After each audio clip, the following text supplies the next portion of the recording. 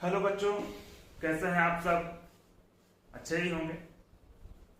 हम लोग अभी तक जो खत्म कर चुके थे मैथ में, क्या खत्म किया था हमने? पहला खत्म किया था 1.1 और 1.2, जिसमें था कि अभाज्य गुणनखंड जैसे एलसीएम और एचसीएफ कैसे निकालते हैं, ठीक है। और प्रूफ करने के लिए था अपर में के बारे में पढ़े थे हम लोग। उसके बाद हम लोगों ने बहुपद पढ़ा। बहुपद में हमारा खत्म हो गया था और आप लोग वीडियो देखें वो तो समझ में आ ही रहा होगा, ठीक है। अभी तक मेरा एक भी कमेंट नहीं आया है कि समझ में नहीं आया, तो उम्मीद करते हैं आप लोगों को समझ में आ रहा होगा। और हम लोग अब जो शुरू करते हैं, अगला जो चैप्टर है, चैप्टर नंबर 3, वो है दो चर वाले रैखिक समीकरण योग, ठीक है। नाम से ही जाना होगा कि रैखिक समीकरण है। रैखिक बहुपद किसे बोलते हैं आप लोग बताए थे, वैसे उसको रिवीजन कर लेते हैं। रैखिक बोलते हैं वैसा बहुपद या वैसा समीकरण जिसमें अधिकतम पावर 1 हो। 1 से ज्यादा पावर कुछ भी नहीं होना चाहिए, तो ही रैखिक है। अब नाम से चल रहा पता कि जो समीकरण इसे पढ़ेंगे ना, इसमें सब पावर 1 बना होगा। जितना भी समीकरण आएगा सब में अधिकतम पावर 1 होगा, 1 से पावर कुछ नहीं होगा। इस चैप्टर में यही पढ़ना है। दो चर वाला, चर दो होना चाहिए, ठीक है। अब चर किसको बोलते हैं, ठीक है। चर जो फिक्स है, बदलेगा नहीं, अचर जो बार बदलते रहेगा। आगे देखते हैं हम। सबसे पहले जो समीकरण दिया हुआ है ना, इस समय को पहचानते कैसे हैं। हर समीकरण को पहचानने का अवसर कुछ स्टैंडर्ड रूप होता है। तो भाई देख के कैसे पता लगा कि ये द्विघात समीकरण है, कि त्रिघात समीकरण है, कि दो चर वाला रैखिक समीकरण है, देख के कैसे पहचानेंगे। तो सबसे पहले इसका जो स्टैंडर्ड फॉर्म है उसके बारे में जानते हैं हम। ये देखिए, ये जो दिया हुआ है नाम है दो चर वाले रैखिक समीकरण युग। युग मतलब होता है जोड़ा। देखिए यहाँ पर ax plus by plus c बराबर 0।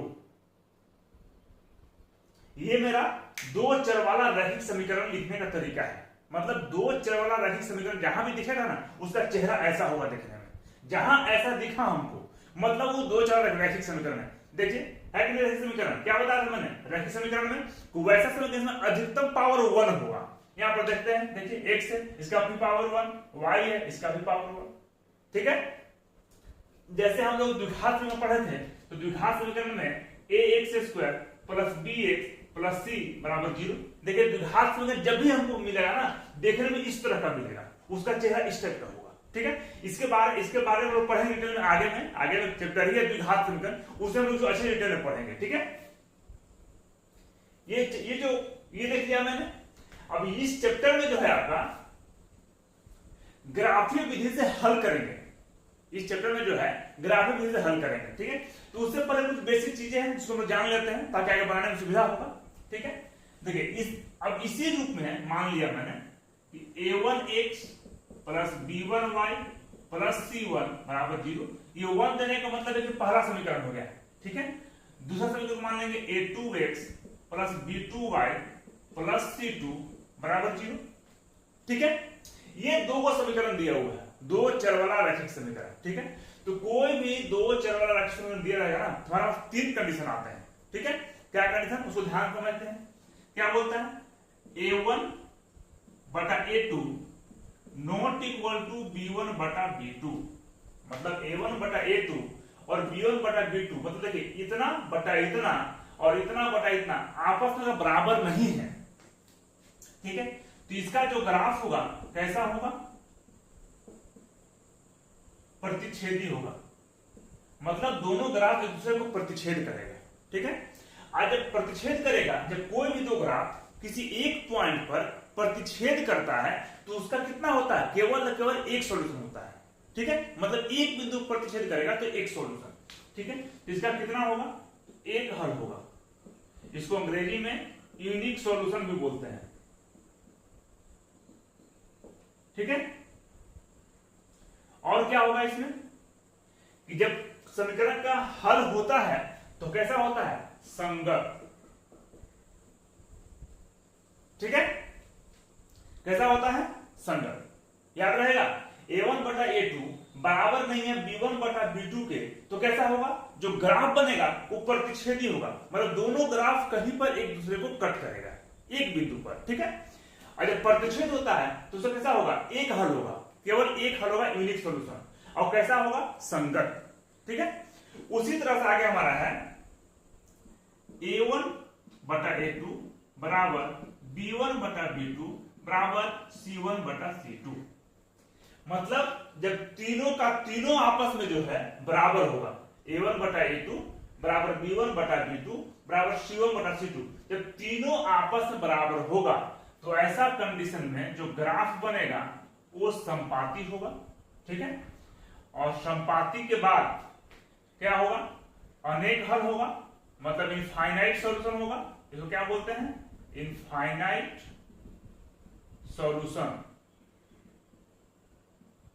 ठीक है, और क्या होगा, इसका भी संगत होगा। अब एक यहां पर नया चीज क्या आया, संपाती, कि संपाती रेखा किसको बोलते हैं। ठीक है, तो जब दो रेखा जो है ना आपस में एक के ऊपर एक ओवरलैप होगा। ठीक है, जैसे मान लीजिए, देखिए ये मेरा ग्राफ हुआ। ठीक है, मान लीजिए पहला समीकरण ग्राफ ऐसा आया है, और जो दूसरा वाला समीकरण है इसका भी ग्राफ अगर इसी के ऊपर आता है, सेम टू सेम इसी के ऊपर, इसको बोलेंगे संपाती रेखा। मतलब एक रेखा पर दूसरा रेखा, उसी को बोलते हैं संपाती। ठीक है, क्लियर हो गया होगा, हो गया। और लास्ट जो कंडीशन है A1 बटा A2 बराबर B1 बटा B2 बराबर नहीं है C1 बटा C2 के। ठीक है, क्या आएगा, A1 बटा A2 बराबर है B1 बटा B2 का, और बराबर नहीं है C1 बटा C2 का। ठीक है, तो ऐसा कंडीशन में जो है तो क्या होगा, समांतर रेखा होगा, संपाती रेखा इसको लिख दीजिए, प्रतिच्छेदी रेखा लिख दीजिए, संपाती रेखा होगा। और संपाती रेखा होगा तो कोई हल नहीं होगा, कोई हल नहीं। अगर कोई हल नहीं होता है तो कैसा होता है, असंगत। ठीक है, याद रखना चाहिए मेरे ख्याल से। क्या है, शॉर्ट में रिवीजन करते फिर आगे बढ़ेंगे हम लोग। दो चर वाला रैखिक समीकरण युग्म जो है उसका चेहरा दिखने में ऐसा होगा, ax plus by plus c बराबर 0। इसी तरह का दो समीकरण मान लिया हम लोगों ने, a1x plus b1y plus c1 बराबर 0, a2x plus b2y plus c2 बराबर 0। ठीक है, जब दो समीकरण दिया रहेगा तो हमारे तीन कंडीशन आएगा। क्या कंडीशन है, पहला कंडीशन क्या आएगा, a1 बटा a2 बराबर नहीं है b1 बटा b2 के। जब ऐसा कंडीशन आएगा हम चेक करेंगे, बताएंगे चेक कैसे करना है। जब ऐसा कंडीशन आएगा तो दोनों को जो ग्राफ होगा, दोनों जो रेखा होगा वो प्रतिच्छेदी रेखा होगा। प्रतिच्छेद करना मतलब किसी एक बिंदु पर कट करेगा। ठीक है, और जब प्रतिच्छेदी रेखा होगा तो क्या होगा, उसका केवल एक ही हल निकलता है जिसको बोलते हैं यूनिक सॉल्यूशन। ठीक है, और जब हल निकलेगा तो कैसा होगा, संगत। ठीक है, दूसरा क्या है, a1 बटा a2 बराबर b1 बटा b2 बराबर c1 बटा c2। जब तीनों आपस में बराबर होगा तो क्या होगा, संपाती रेखा। संपाती रेखा किसको बताए, जब एक रेखा और दूसरा रेखा आपस में एक दूसरे के ऊपर ओवरलैप करेगा। ठीक है, उसको संपाती रेखा बोलते हैं। जब संपाती होगा तो क्या होगा, अनेक हल होगा, बहुत सारा हल होगा। ठीक है, अब कैसा होगा, संगत। तीसरा कंडीशन है a1 बटा a2 बराबर b1 बटा b2 बराबर नहीं है c1 बटा c2 के। जब ऐसा होगा तो कैसा होगा, समांतर रेखा। ठीक है, जब समांतर रेखा होगा, दो ग्राफ समांतर रेखा रहेगा। समांतर किसको बोलते हैं, जब दोनों लाइन आपस में कहीं कट नहीं करे, कहीं मिलेगा ही नहीं, उसको बोलते हैं समांतर रेखा। ये समांतर रेखा होगा, अगर समांतर रेखा होगा तो ऐसा समीकरण में कोई हल नहीं निकलेगा, और जब कोई हल नहीं निकलेगा तो असंगत होगा। ये याद क्या रखना है, कंफ्यूजन होता है कि इसमें संगत किसमें असंगत होगा, बच्चों को बहुत कंफ्यूजन होता है। करना क्या है कि वैसा समीकरण जिसका हल निकलेगा, चाहे एक हल हो चाहे अनेक हल हो, तो हल निकलने की स्थिति में जो है समीकरण का हल संगत होगा, और हल नहीं निकलेगा तो असंगत होगा। ठीक है, इसको अच्छे से नोट कीजिए। आगे हम लोग ग्राफ बनाने के लिए पढ़ते हैं, इस चैप्टर में ग्राफीय विधि से कैसे समीकरण को हल करेंगे वही पढ़ना है। ठीक है, तो इसको नोट कीजिए, फिर हम लोग आगे पढ़ते हैं ग्राफ विधि से कैसे हल करेंगे। तो लोग देखते हैं बच्चों, एक्सरसाइज 3.1 का फर्स्ट नंबर क्वेश्चन। ठीक है, पहले क्वेश्चन ध्यान से पढ़ते हैं क्या दिया हुआ है। क्या दिया हुआ है, कक्षा 10 के मतलब कक्षा 10 के 10 विद्यार्थियों ने एक गणित की पहली प्रतियोगिता में भाग लिया। ठीक है, मतलब एक क्लासरूम में क्लास 10 के 10 बच्चे हैं और किसी क्विज कंपटीशन में भाग लेते हैं। ठीक है, यदि लड़कियों की संख्या लड़कों की संख्या से 4 अधिक है, कंडीशन दे रहा है। क्या कंडीशन है कि लड़कियों की संख्या लड़कों की से 4 अधिक है, मतलब लड़कियों की जितनी भी संख्या होगी क्लासरूम में उससे 4 अधिक लड़का होगा। ठीक है, तो प्रतियोगिता में भाग लिए लड़कों और लड़कियों की संख्या ज्ञात करना है। ठीक है, शुरू करते हैं। इसको बनाना है ग्राफीय विधि से, हम लोग शुरू करते हैं, ठीक है। तो यहाँ पर लड़का और लड़कियों की संख्या हमको नहीं दिया हुआ है, तो दोनों में से किसी को पहले एक्स और वाई हम लोग मान लेते हैं, ठीक है। तो मान लेते हैं, माना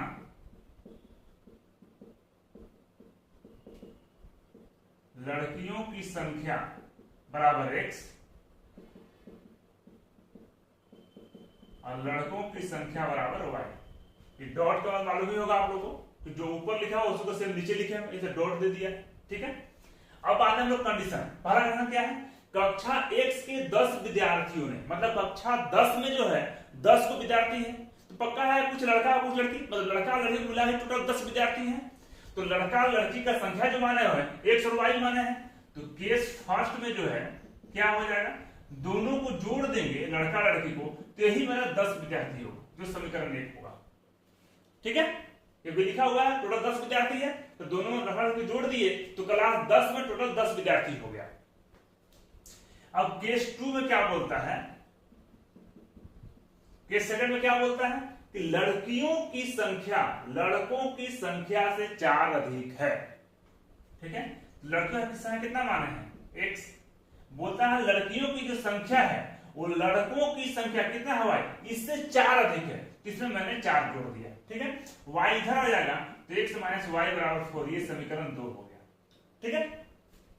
अब ये दोनों समीकरण से बारी बारी हम लोग x और y का मान निकालते हैं, ठीक है। तो शुरू करते हैं फर्स्ट समीकरण से, समीकरण 1 से, ठीक है। देखिए ऐसे बॉक्स बनाएंगे हम लोग, बॉक्स बनाएंगे,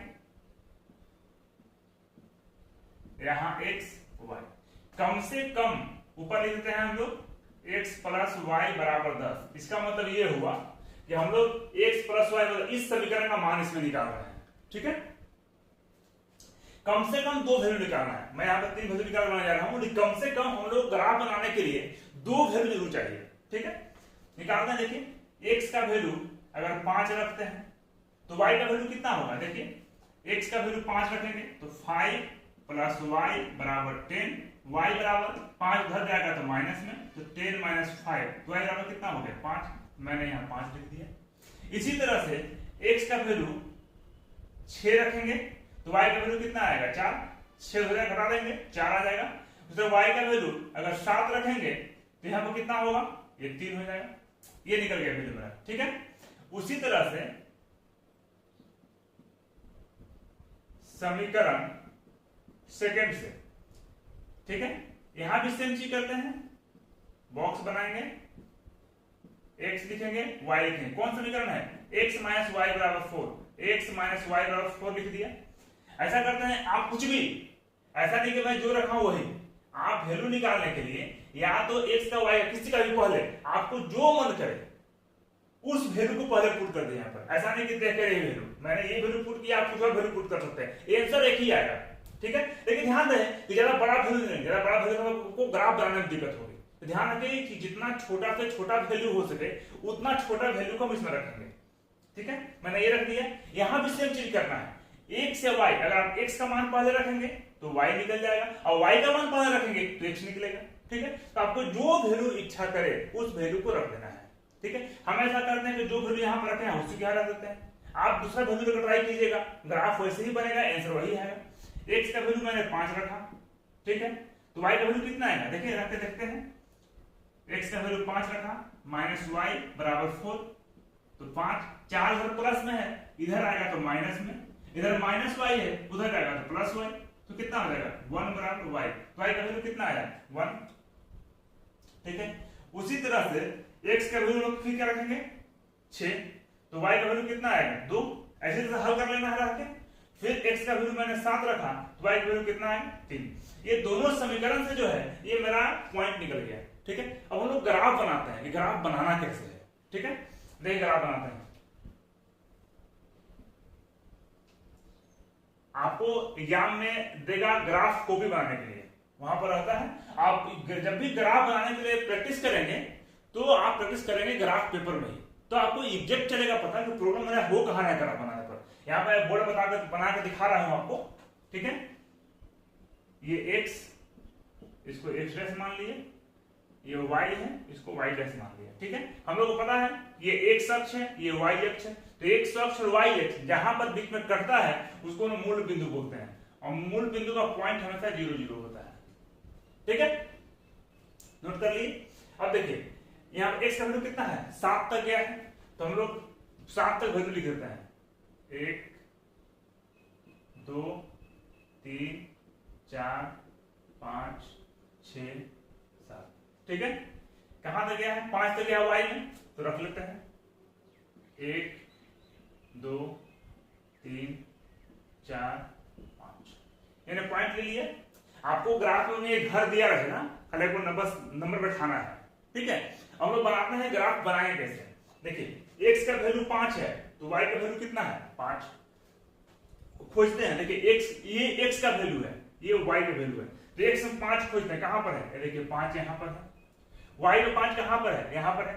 अब ये इसको ऊपर ले जाएंगे डॉट डॉट के माध्यम से, और इसको यहां ले आएंगे, जहां पर दोनों मिलेगा आपस में वो मेरा इस 5 5 पॉइंट का ग्राफ हुआ।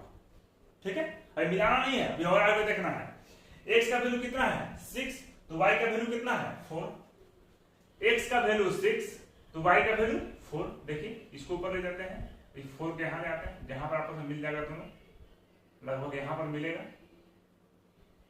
इसको गोल घेर दिया।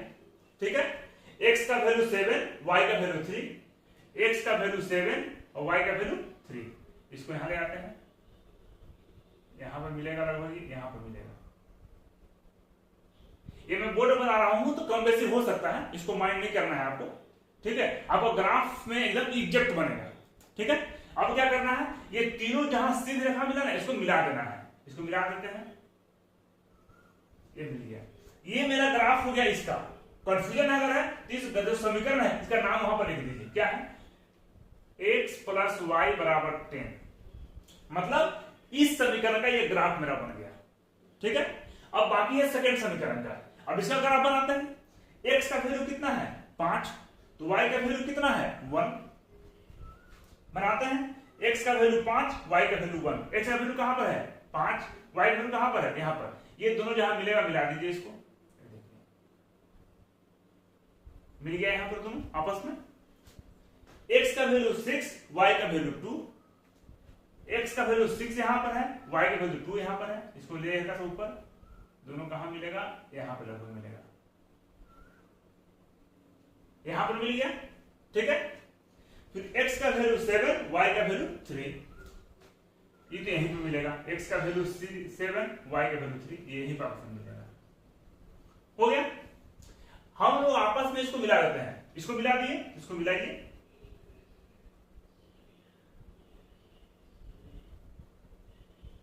ये मिला दिया मैंने, ये मेरा दोनों समीकरण बन गया। इस समीकरण को लिख दीजिए, वहां पर कंफ्यूजन नहीं होगा, x माइनस वाई बराबर 4। ठीक है, अब हमको वैल्यू निकालना है। मैंने क्या बताया था कि जब दो समीकरण का ग्राफ प्रतिच्छेदी होगा, मतलब एक बिंदु पर प्रतिच्छेद करेगा, तो उसका एक सॉल्यूशन होगा। देखिए यहां पर ये ग्राफ दोनों जो है केवल एक बिंदु पर प्रतिच्छेद किया, ठीक है, किया प्रतिच्छेद, तो मतलब इसका सॉल्यूशन कैसा होगा, संगत, बताया था ना मैंने। अब देखिए वैल्यू कैसे निकालेंगे, तो ये मिला है यहां पर, ये x पे जहां पर गिरेगा, ये देखिए ये x का वैल्यू हो जाएगा, और जहां पर y पे गिरेगा ये y का वैल्यू हो जाएगा। तो y के किस बिंदु पर गिर रहा है 3 पर, और x पे कहां गिर रहा है 7 पर, मतलब x का वैल्यू 7 और y का वैल्यू 3, ये हमारा आंसर हुआ। ठीक है, आंसर को आप चेक भी कर सकते हैं। कैसे चेक करेंगे, देखिए क्या लिखा हुआ है क्वेश्चन में, कक्षा 10 के 10 विद्यार्थी थे। देखिए दोनों को जोड़ने पे 10 आता है कि नहीं, 7 3 10, मतलब मैंने जो आंसर निकाला सही निकाला है, पहला कंडीशन फुलफिल किया। दूसरा क्या बोलता है कि लड़कियों की संख्या लड़कों से 4 अधिक है। ठीक है, लड़कियों की संख्या को मैंने x माना था, लड़कों को y, तो लड़की की संख्या 7 आया है, लड़का का 3 आया है। अब देखिए कि 4 अधिक है कि नहीं है, ना 4 अधिक, मतलब मैंने जो आंसर निकाला है वो सही निकाला है। ठीक है, आप इसको ऐसे ही बनाएंगे, मुझे लगता है कि समझने में किसी कोई दिक्कत नहीं होना चाहिए। ठीक है, आप इसको नोट कर लीजिए। ठीक है, इसका अगला क्वेश्चन फिर देखते हैं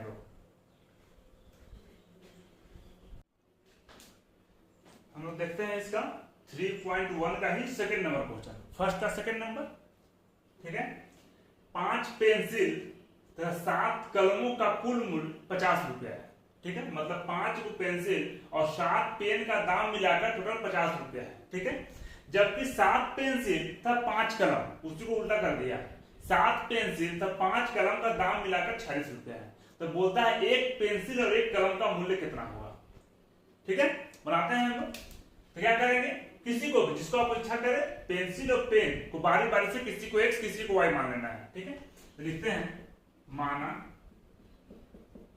एक पेंसिल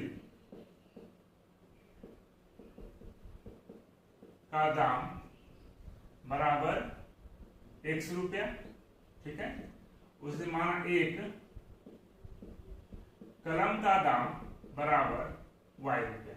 ठीक है, तो क्या बोलता है 5 पेंसिल तो 7 कलम, तो मान लीजिए एक पेंसिल, उदाहरण लेते हैं, एक पेंसिल का दाम 100 रुपया है, सो एक पेंसिल का दाम 5 रुपया है, तो 10 पेंसिल का दाम कैसे निकालेंगे, गुना करते हैं, 10 × 50 रुपया। तो यहां भी क्या करना है, एक पेंसिल का दाम 100 रुपया है तो 5 पेंसिल का दाम गुना कर देंगे तो 5x, और उसी तरह से एक पेन का दाम y रुपया है तो 7 पेन का दाम 7y। अब बोलता है दोनों का जो पैसा है ना जोड़ने पर कुल मिलाकर 50 रुपया होना चाहिए। समीकरण 1 हो गया। ठीक है, ये हमारा जो केस फर्स्ट दिया हुआ है उसके हिसाब से। सेकेंड में क्या दिया हुआ है, यहां लिखिए केस सेकेंड।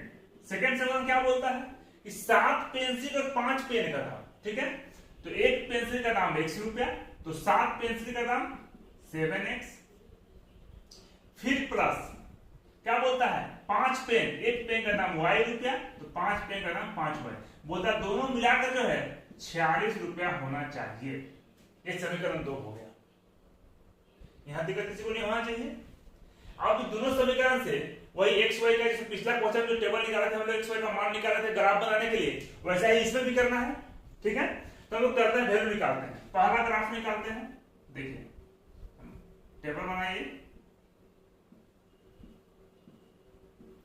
x y, पहला समीकरण क्या है 5x + 7y बराबर 50। ठीक है, क्या बताते हैं x y का कोई भी वैल्यू जो आपको मन करे, ध्यान रहे कि वैल्यू ज्यादा बड़ा नहीं होना चाहिए ताकि आपको कैलकुलेट करने में या ग्राफ में पॉइंट लेने में कोई दिक्कत ना हो। ठीक है, बनाते हैं इसको।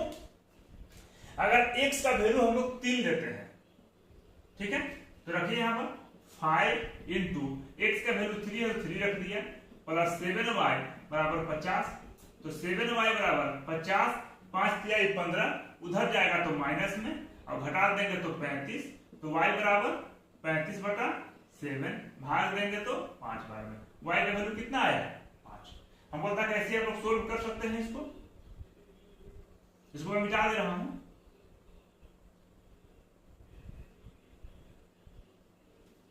ठीक है, हो गया। अब अगला वैल्यू क्या रखेंगे, कुछ भी, x का वैल्यू 10 रख देते हैं, 10 × 5 = 50, और 50 उधर भी है, कट गया, तो y का वैल्यू कितना आएगा 0। ठीक है, अब हम लोग क्या करते हैं, x का वैल्यू -4, तो कितना होगा 5 × -4 + 7y बराबर 50, तो 5 × 20 -20 होगा, उधर होगा तो +20, तो 7y बराबर 50 + 20, 7y बराबर 70 और y बराबर 70/7, 7 से 10 बार में, तो y का वैल्यू कितना आ गया 10। ठीक है, ये मेरा कंप्लीट हो गया। फर्स्ट समीकरण का वैल्यू निकाल लिया मैंने। क्या बताया, कम से कम 2 वैल्यू जरूर निकालना है, निकल जाती है वैल्यू। अब हम आगे देखते हैं सेकंड का, इसका भी एक बॉक्स बनाएंगे हम लोग।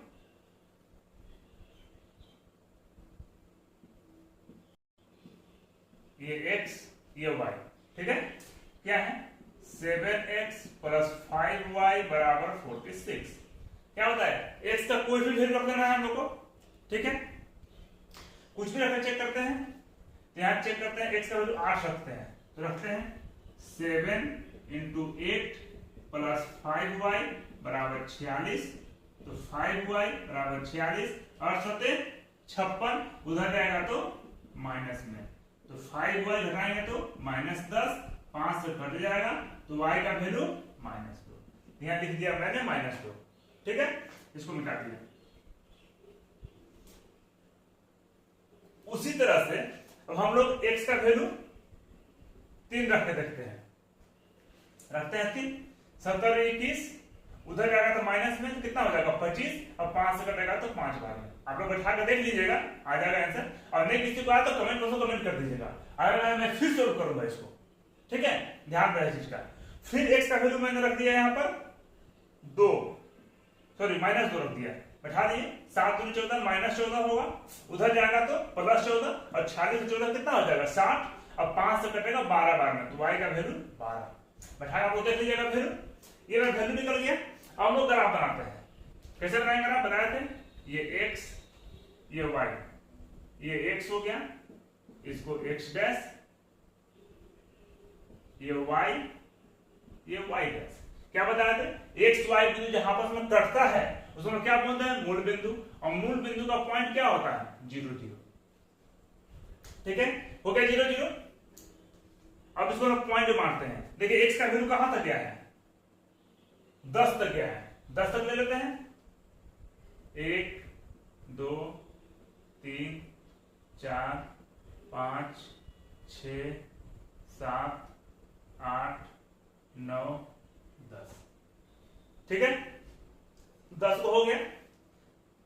y का वैल्यू कहां तक गया है, देखिए प्लस में 10 तक गया है, तो 10 तक, y प्लस में 12 तक गया है, तो y का वैल्यू 12 तक ले लेते हैं, 1 2 3 4 5 6 7 8 9 10 11 12, हो गया 12 तक। आपको ग्राफ को भी ज्यादा क्लियर चलेगा, पता यहां मैं बना दिया हूं पॉइंट लेकर, ठीक है। आप जब भी प्रैक्टिस करेंगे इसको ग्राफ कॉपी में ही प्रैक्टिस करेंगे, मैं बार बार बोल रहा हूं, आपको वहां पर अच्छे से क्लियर होगा, ठीक है। फिर क्या देखिए, अब देखिए x का वैल्यू माइनस में भी गया है 4 तक, तो क्या करते हैं, मूल बिंदु से राइट साइड जो है x का वैल्यू प्लस होता है, और लेफ्ट साइड जो है x का वैल्यू माइनस होता है, तो माइनस में -4 गया है, देखिए, तो हम रखते हैं -1 -2 -3 और -4, ठीक है। उसी तरह से y में गया है -2 तक वैल्यू, तो रख देते हैं -1 -2, ठीक है, ये रख दिया मैंने। अब हम लोग वैल्यू पुट करते हैं, x का वैल्यू 3 और y का वैल्यू 5 मिलाइए, x का वैल्यू 3 यहां पर है, y का वैल्यू 5 यहां पर है, देखिए दोनों का हम मिलता है, सीधा मिलन, ये यहां पर मिलेगा, वो लिख दिया मैंने। फिर x का वैल्यू 10, y का वैल्यू 0, तो y का वैल्यू 0 यहीं पर है, क्योंकि मूल बिंदु पर x और y दोनों 0 होता है, तो y तो 0 यहीं पर है, और 10 कहां पर है, x का वैल्यू यहां पर है, ये सीधा यहां पर ही मिलेगा, इसको यहां पर मैंने गोल लिख दिया, ठीक है। फिर x का वैल्यू -4, y का वैल्यू 10, देखिए x का वैल्यू -4 यहां पर है, लेकिन y का वैल्यू 10 कहां पर है, यहां पर है, दोनों आपस में कहां मिलेगा, ये देखिए, इसको ऊपर ले जाइए, ये यहां पर ले आइए, लगभग यहां पर मिलेगा, ठीक है। अब ये तीनों को हमको मिला देना है, देखिए मिलते हुए पार हो जाएगा, ये ग्राफ हो गया, किसका ग्राफ हो गया, 5x + 7y = 50 का ये ग्राफ हो गया, ठीक है। अब क्या है, एक सेकंड समीकरण आते हैं, x का वैल्यू 1 तो y का वैल्यू -2, x का वैल्यू 1 यहां पर है और y का -2 कहां, देखिए नीचे है, माइनस नीचे रहेगा, ये देखिए, इसको यहां से ले जाकर यहां तक ऐसे मिला दीजिए, यहां पर ये मिल जाएगा, ठीक है। फिर x का वैल्यू 3, y का वैल्यू 5, x का वैल्यू 3 यहां पर है, ठीक है, और y का वैल्यू 5 यहां पर है, ये कहां मिल रहा है, देखिए 3 यहां जाएगा, 5 यहां जाएगा, दोनों यहां पर मिल जा रहा है, ठीक है, यहां पर मिल गया, और एक कहां मिला था, देखिए यहां पर मिला था, ठीक है, ध्यान रखें।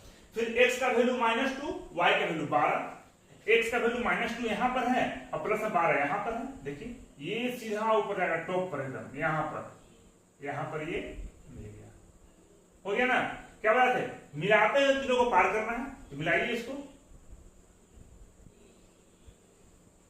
मिल गया ना, ये पार हो गया। ये किसका ग्राफ है, 7x + 4y = 46, ये ग्राफ बन गया। और हमको निकालना है पेंसिल और पेन का नाम, क्या बताया थे, ग्राफ जब एक बिंदु पर प्रतिच्छेद करेगा तो इसका एक वैल्यू निकलेगा, देखिए यहां पर इस जगह बिंदु पर प्रतिच्छेद कर रहा है, ये देखिए इस जगह पर, ठीक है। निकालते क्या बताए थे कि इस बिंदु से लंबवत गिनाएंगे, जहां पर ये एक्स पे गिरेगा, तो एक्स पे कहां पे गिर रहा है, यहाँ पे, और वाई पे कहां गिर रहा है, यहाँ पे, मतलब एक्स का वैल्यू 3 है और वाई का वैल्यू 5 है। ये हमारा आंसर हो गया। तो एक्स किसको माने थे हम लोग, एक्स माने थे हम लोग पेंसिल का, मतलब एक पेंसिल का दाम निकला 3 रुपया, और वाई माना था मैंने कलम को, तो एक कलम का दाम निकला 5 रुपया, ठीक है। ये हमारा आंसर हो गया। तो ग्राफ में से ऐसे ही सोल्व करना है, ठीक है। अब बच्चों लोग 3.1 का ही जो है अगला क्वेश्चन जो है वो अगले वीडियो में बना के भेजेंगे। तो काफी आप लोग थोड़ा कंफ्यूज कर जाएंगे किसको बनाना किसको छोड़ना है, तो पहले आप लोग ग्राफिक विधि से प्रैक्टिस करें, उसके हम नेक्स्ट वीडियो में अगले टाइप का क्वेश्चन देखेंगे, ठीक है बच्चों। और मेरे वीडियो को लाइक सब्सक्राइब कमेंट करना ना भूलें, ठीक है। हम लोग मिलते हैं नेक्स्ट वीडियो में अलग क्वेश्चन के साथ, ठीक है। इसको आप लोग नोट कर लीजिएगा। धन्यवाद बच्चों।